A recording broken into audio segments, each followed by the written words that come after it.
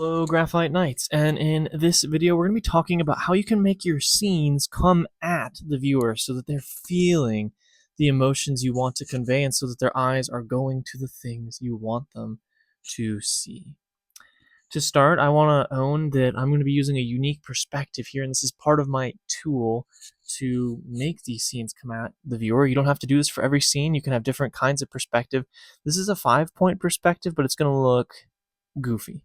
And the reason for that is because it's not even a centered 5-point perspective. And so we have 5 different horizon points in which things vanish. You'll see the 3 dots running across the screen left to right. And then if you follow that line up and down, you can also see there's 3 dots. Those are not centered, but that's okay. What this is going to mean for us is that a straight line, if you follow these lines, they're all actually straight lines. The way they're bending, it's a straight line. That's trippy to hear, it's trippy to say even, and it's just the reality we live in for this picture. So just roll with me, rock with me. I've made these, my crosshair a different color from my horizontal lines, a different color from my vertical lines, just so that they're easier for us to read as we talk through this together. This is not something you have to do. This is not something you have to do at all.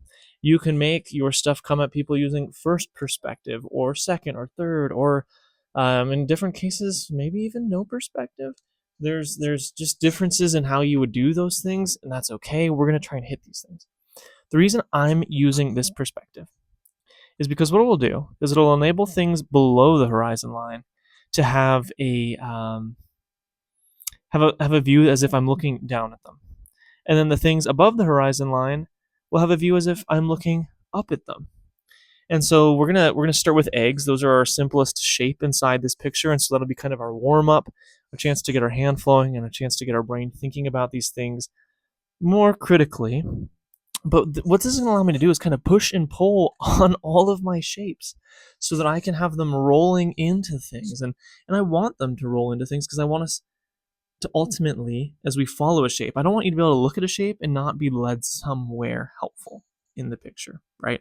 And so that's the goal. And so as we carve out our first egg, it's going to almost start to look tooth-like.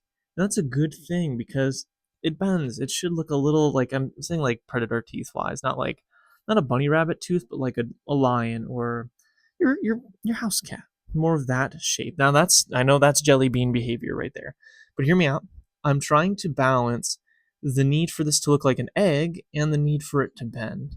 And so I'm trying to figure out which ovular shape is justified to give these guys and how much is too much so that it doesn't read. It's also a little tricky here at the beginning, not just because we're warming up, not just because we're trying to find our place, but also because there's no frame of reference compared to anything else in the picture. And I think by the time I'm going to get to like egg 3, we'll really be figuring our way out, and we might have to correct these guys a little bit, but at least we have a base shape. I've said it before, I'm going to say it again. Hopefully I will never stop saying it. Coming from a background where I was a fantasy writer, still am, do graphic novels now, but the motto is that writing is just rewriting. And so your first draft's great, and that means you've started writing. And same thing with drawing. In my opinion, a lot of art is re-art. A lot of sketching is re-sketching. A lot of line work is relining.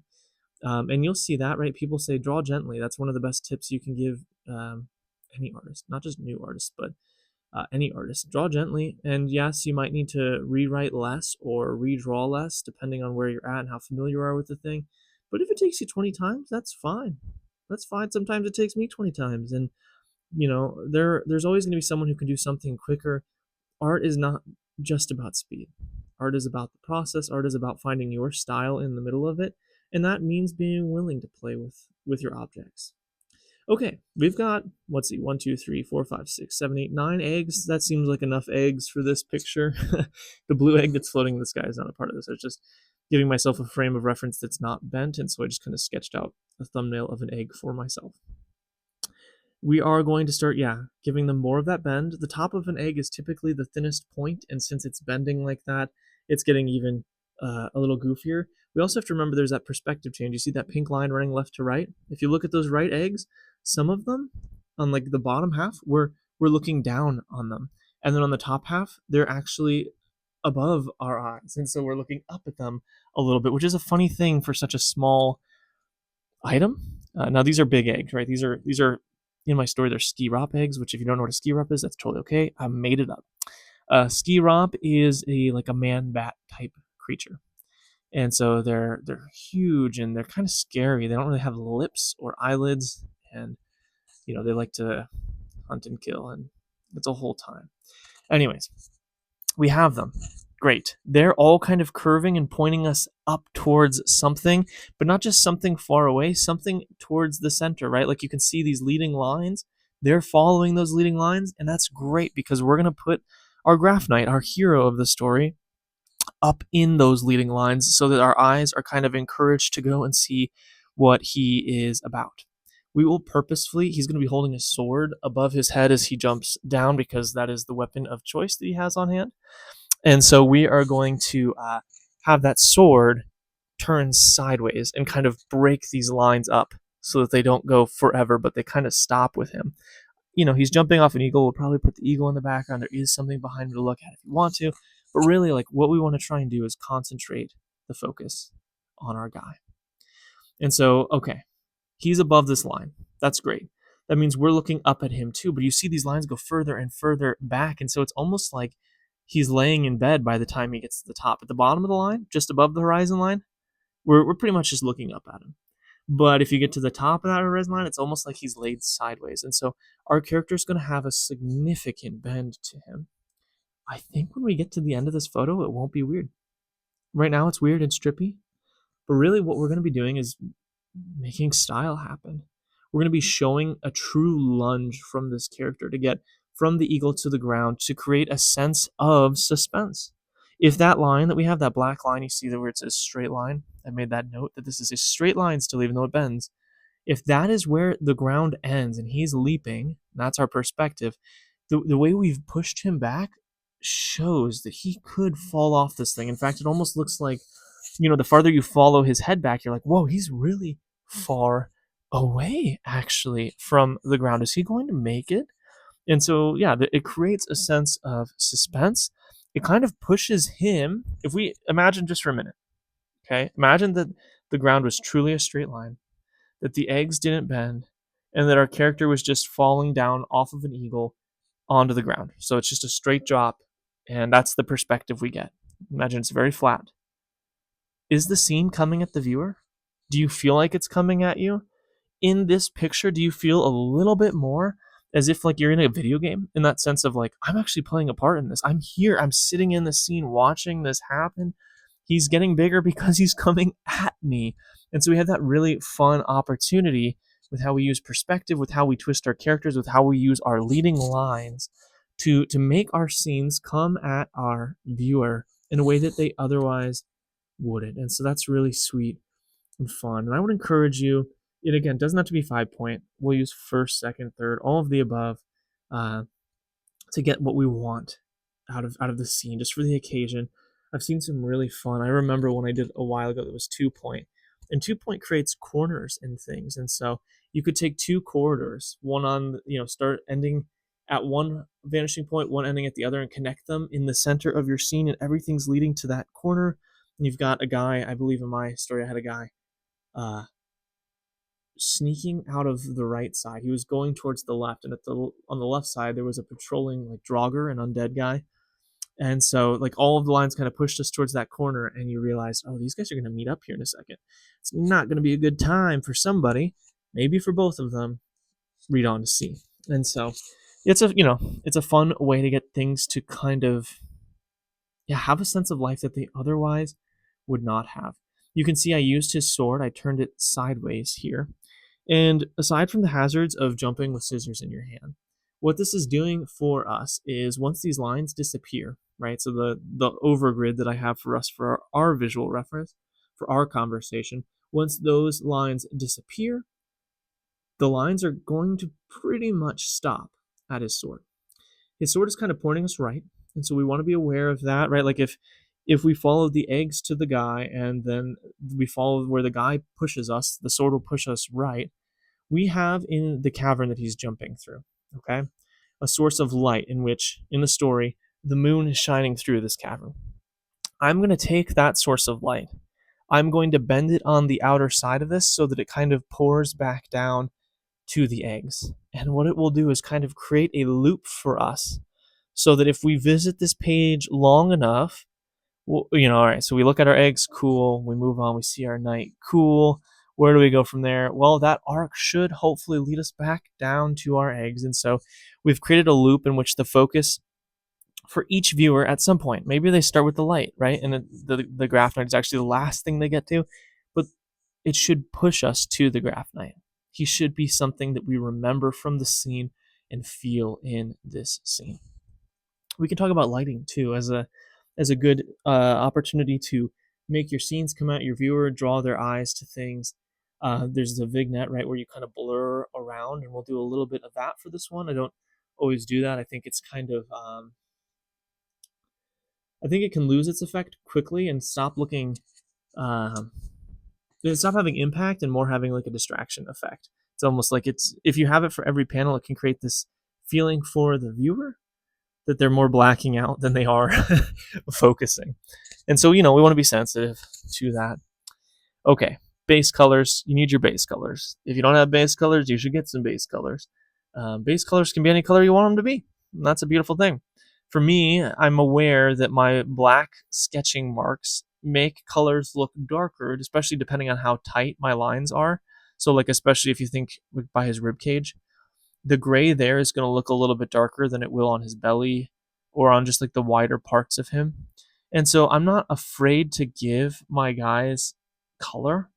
I say that, and most of this is pale to gray, pale blue to gray, but I'm not afraid to give them color, especially since I know, hey, there's going to be a lot of black lines that kind of tone this down.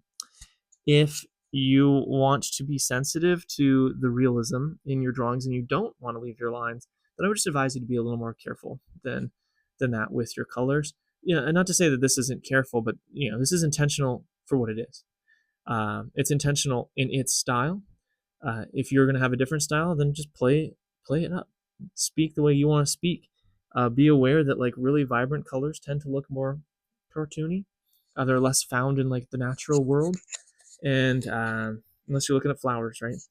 And so that's okay, but just be aware of that kind of feeling that you're creating and communicate how you want to. Use your style to make things come at the viewer. For the eggs, we're going to have the darkest part pointing on the opposite side of our Graphknight, I think. And I think that will bring the light to him. We'll see here as we go. For him, I really just want to make sure that the contrasts are strong enough that when we do look at him, we feel like we're looking at a character cloaked in metal garbs. If it doesn't read that way, it's a bummer. I want it to have that feeling. And so that means high contrast, because fantasy tends to have those in general, but metal especially will have dark darks and bright whites, and if it doesn't, then it's probably more buffed out and a little less shiny than the kind of metal we think of. I mean, you can see cars, right? If you're looking at a car down the side of the road, it'll have a whole picture reflected on its side because it catches light and shadow so well. It's so glossy. It can do those kinds of things. Okay. Our guy is looking pretty good. I'm pretty happy with that. We're going to put in some base shading on these eggs. Feeling pretty good about that. Streaking them up and down again to kind of match that curve. Trying to make our light bend so that our character is seen as well. I think we do lose a little bit of the sense of just how far of a leap this is. I think we lose a little bit of the sense of just how much of a curve we're dealing with. Without that straight line note there in a minute, would we know that this was supposed to be a straight line? I'm not sold that we would. And so we might add something to the background as well. Playing with my eagle up top there. That eagle, even though we're still in the same location, we basically should have him sideways. We only want to see underbelly, really, of our eagle because he is so high up in our perspective. Here we are adding some of our background elements, kind of giving the bend more space to show really what it is. I think that not so much the left building. Again, that curve is sharper on the right, and so the left side won't have as much of that twist to it. But I think on our right side, we're also leading again to our hero, which is exciting, which is really good. And it creates that depth as well, which I'm really looking forward to show. Like, hey, he's coming towards you. There are chains that like connect these stone structures to each other, and so I'm adding a little bit of that. That's more for the sake of the story here, more to give the sense that this is a world that people live in. And I'm going to be doing that to the left one, and we'll have two different chains that go. One is actually already there. It's really tiny, and I was like, I like that one. That one makes sense to me story-wise, but visually I don't think it reads as well, so we're going to add the second one here, and that will tell a little bit more of the story. It'll also show our perspective a little bit, because we're looking down at the chain. That shows that we're below the line still. Good, that's important. Okay, maybe one more eagle after we do our lights, but it'll just be a silhouette. We have our light bending so that, again, the sword will point to the light will go down to the eggs. The eggs should form kind of this entrapment and encircling on our Graphknight, who will become our focus piece. Yeah, I'm liking that. I hope you guys are liking that. If you're enjoying it, let me know in the comments. If you have thoughts about how you can make scenes come to the viewer more, let me know. I would love to hear those in the comments. I would say today what we've kind of talked about is lighting. We've talked about shaping things and using some perspective, having different leading lines to make those things happen, and just some placement of items, and that would go with leading lines and perspective. I guess I would add one more little bit. Storytelling is huge, right? And so you're trying to be able to tell that story as you're doing this, but if you have a story that fits in the middle of it, it will draw the eye a bit as well. Thank you guys so much for watching this with me. This is a joy to make art together. Please let me know what you liked about this video, and I will see you guys in the next one. Thanks so much.